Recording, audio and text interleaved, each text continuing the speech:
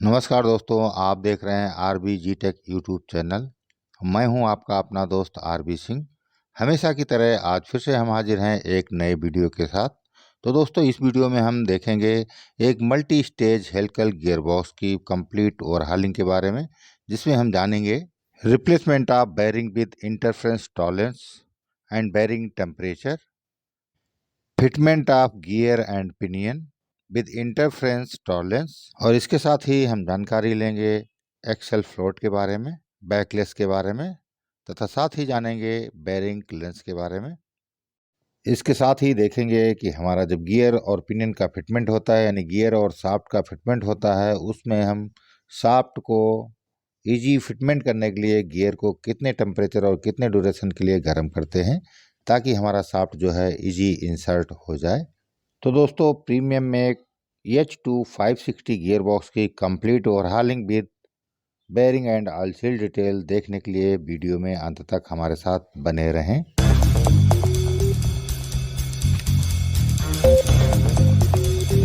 चलिए दोस्तों, बिना देरी किए हुए वीडियो को स्टार्ट करते हैं। जैसा कि दोस्तों, इस गियर बॉक्स के सारे इंटरनल्स डैमेज हो गए थे तथा बेरिंग की कंडीशन भी काफ़ी पुअर थी, अतः इसका input pinion shaft with matching wheel, second reduction pinion shaft with matching wheel, साथ ही सारे बेरिंग्स रिप्लेसमेंट करने होंगे। तो दोस्तों, गियर बॉक्स के सारे इंटरनल्स, गियर्स, पिनियंस तथा बेरिंग्स साइड पे पहुंच चुके हैं। अब इन गियर्स और पिनियन की प्रॉपर क्लीनिंग कर ली जाएगी। होता यह है, जब भी हम कोई गियर या पिनियन किसी मैन्युफैक्चरर से लेते हैं तो मैन्युफैक्चरर इसे ग्रीस से प्रिजर्वेट करके देता है, ताकि अगर कस्टमर लॉन्ग टर्म तक इन्हें ना यूज़ करे तो इनमें कोई रस्ट या जंग ना लगने पाए। अतः सबसे पहले हम इन गियर और पिनियन की क्लीनिंग कर लेंगे, यानी इस पर जो लगा हुआ ग्रीस है उसको हटा देंगे। अब हम गियर पिनियन को फिटमेंट करने से पहले गियर का आईडी तथा शाफ्ट का ओडी चेक कर लेंगे और देख लेंगे इसमें इंटरफ्रेंस जो है वो प्रॉपर है या नहीं है। गियर के आईडी तथा शाफ्ट के ओडी में जो इंटरफ्रेंस होना चाहिए वो 10 माइक्रोन से 40 माइक्रोन के मध्य होना चाहिए। जैसे कि हमारे गियर का इंटरनल डायमीटर अगर 200 mm है, तो हमारी शाफ्ट का आउटर डायमीटर होगा 200.03 mm, और 30 माइक्रोन इंटरफ्रेंस वाली शाफ्ट को जो हम गियर में फिट करेंगे उसके लिए हम 3 पद्धति में से किसी एक का उपयोग कर सकते हैं। या तो हम गियर को गर्म कर लेंगे, या तो हम शाफ्ट को ठंडा कर लेंगे, या फिर हम प्रेस मशीन की मदद से शाफ्ट को गियर के अंदर इंसर्ट कर लेंगे।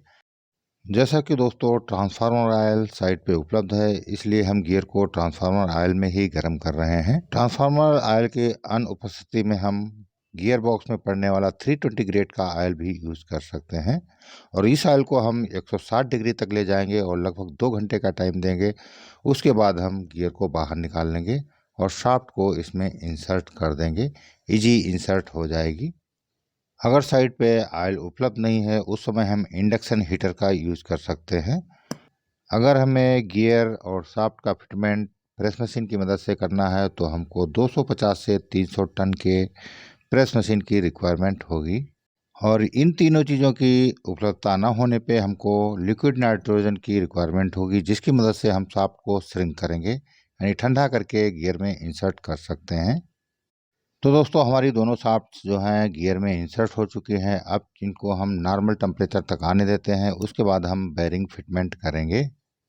दोस्तों, इस गियर बॉक्स में टोटल 6 बेरिंग लगती हैं। 6 की 6 बेरिंग स्पेयर का रोलर बेरिंग्स हैं, जो कि C3 क्लियरेंस के साथ में आती हैं।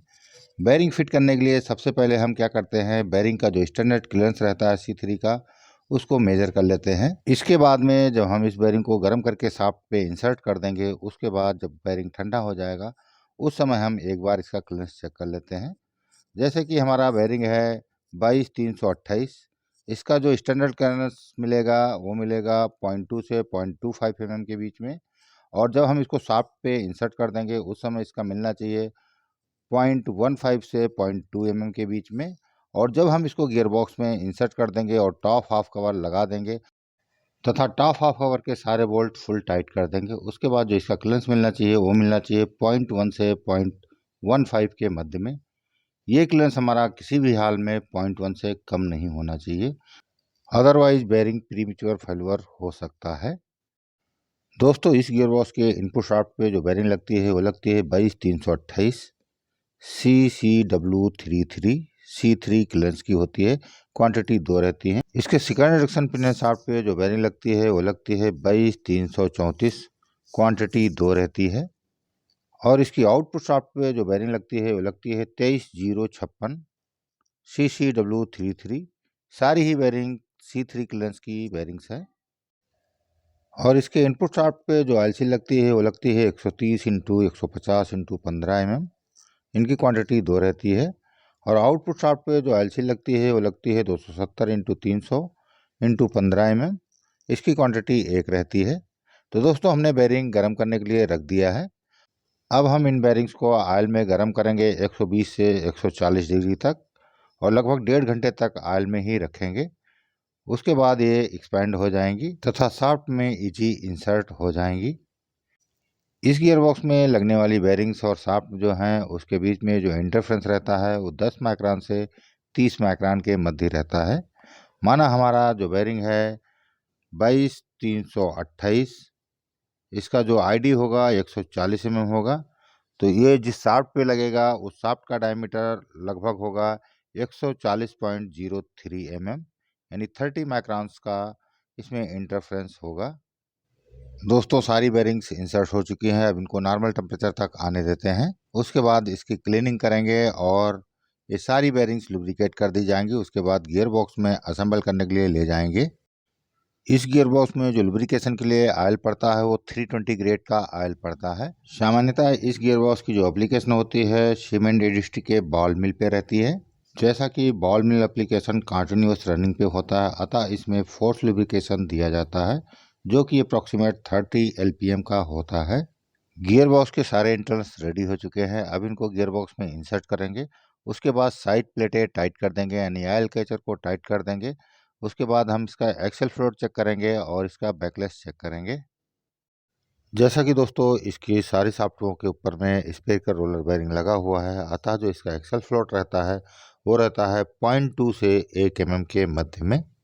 और इस गियरबॉक्स में जो बैकलेस होता है फर्स्ट स्टेज का वो रहता है 0.25 से 0.36 mm के बीच में, जिसकी सर्विस लिमिट होती है 1 mm। इसके साथ ही जो इसका सेकेंड स्टेज का बैकलेस होता है वो 0.33 mm से 0.45 mm के मध्य में, जिसकी सर्विस लिमिट होती है 1.30 mm। दोस्तों जब भी हम किसी गियर बॉक्स में उसके गियर या पिनियन में से कोई एक या दोनों रिप्लेसमेंट करते हैं उस समय हमें ब्लू लगा करके इनका गियर का तीत कांटेक्ट देखना होता है, यानी ब्लू मैचिंग गियर और पिनियन के साथ में करनी होती है। और ये जो ब्लू मैचिंग है ये मिनिमम 75% आनी ही चाहिए।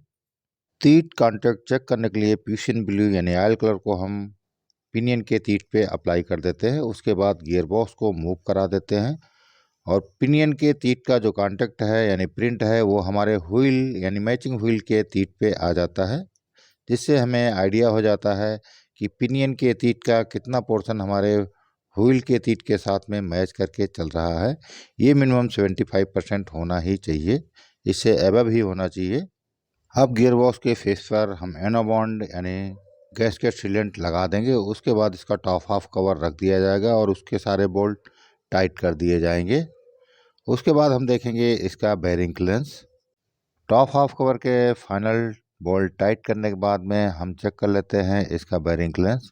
बेरिंग क्लियरेंस हमको मिनिमम 0.1 mm मिलना ही चाहिए। और बेरिंग क्लियरेंस चेक करने के बाद हम इसकी साइड कवर प्लेटें लगा देंगे और यहीं पे हमारा गियर बॉक्स असेंबली का कार्य समाप्त हो जाएगा।